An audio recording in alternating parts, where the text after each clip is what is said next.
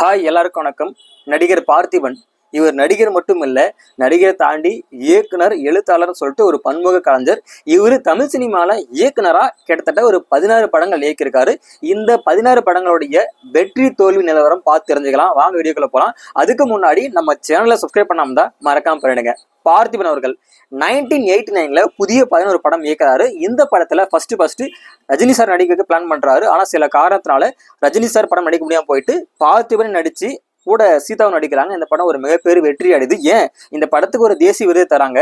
ஒரு பார்த்திபன் இயக்குனரா முதல் படமே தேசிய விருது வாங்குறாருன்னா ஒரு மிகப்பெரிய விஷயம் தான். அடுத்ததா 1990ல பொண்டாட்டி தேவை ஒரு படம் பண்றாரு. இந்த படத்துல பார்த்திபனுடைய அஸ்வினி ஒரு கேரக்டர் பண்றாங்க, ஒரு லேடி.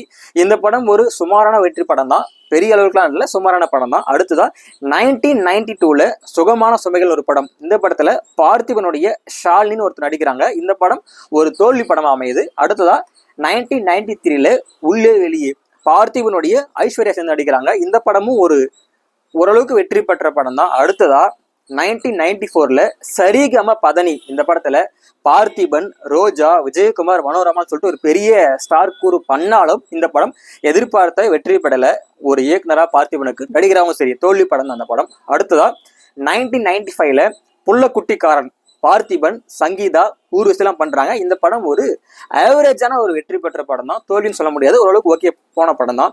அடுத்ததா 2002ல இவன் ஒரு படம் பண்றாரு. இந்த படத்துல பார்த்திபனுடைய மீனா, சௌந்தர்யா சேர்ந்து பண்றாங்க. இருந்தாலும் இந்த படம் ஒரு தோல்வி படம் தான்.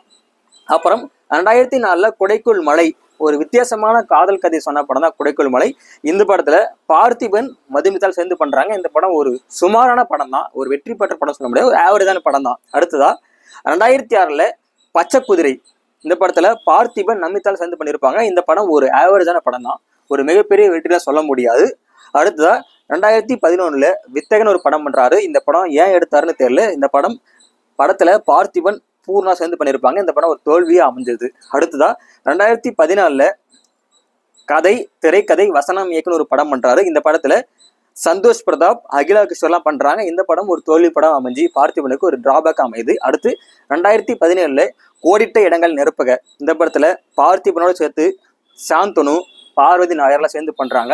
இந்த படமும் எதிர்பார்த்த வெற்றி அடையாம பயங்கரமான ஒரு ஃபிளாப் ஆகுது. அடுத்ததா 2019ல பார்த்திபனுக்கு மீண்டும் கம்பேக் கொடுக்குற விதமா ஒத்த செருப்பு சைஸ் 7 ஒரு படம் ரிலீஸ் ஆகுது. இந்த படம் ஒரு வெற்றி பெற்ற படம் தான்.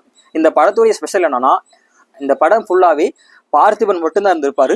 சவுத் இந்தியன் சினிமால ஒரு சோலோ ஆக்டரா ரிலீஸ் ஆன படம் தேர்டு படம். அதாவது 2001ல மலையாளத்துல காடுன்னு ஒரு படம். அடுத்து 2005ல கன்னடத்துல சாந்தின்னு ஒரு படம். அடுத்த மூணாவதா தமிழ் சினிமால ஒத்த செருப்பு 2019ல.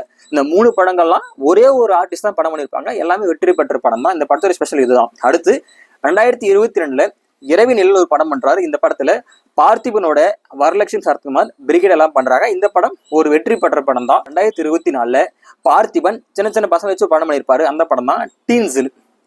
இந்த படம் ஓரளவுக்கு வெற்றி பெற்ற படம் சொல்ல முடியாது, ஓரளவுக்கு ஆவரேஜ், பிலோ ஆவரேஜ் தான். அந்த மாதிரி தான் படம் எடுத்திருப்பாரு.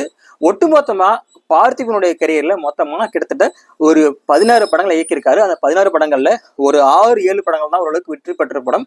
மற்ற படங்கள்லாம் ஆவரேஜ், பிலோ ஆவரேஜ் தான். உங்களுக்கு இயக்குனரா பார்த்திபன் எந்த அளவுக்கு பிடிக்கும், ஒரு பண்ண படங்கள்ல நீங்க விரும்பி பார்த்த படம் இது கீழே மறக்காம கமெண்ட் பண்ணுங்க. இது மாதிரியான வீடியோக்கள் தொடர்ந்து பார்க்கணும்னா நம்ம சேனலை மறக்காம சப்ஸ்கிரைப் பண்ணுங்க.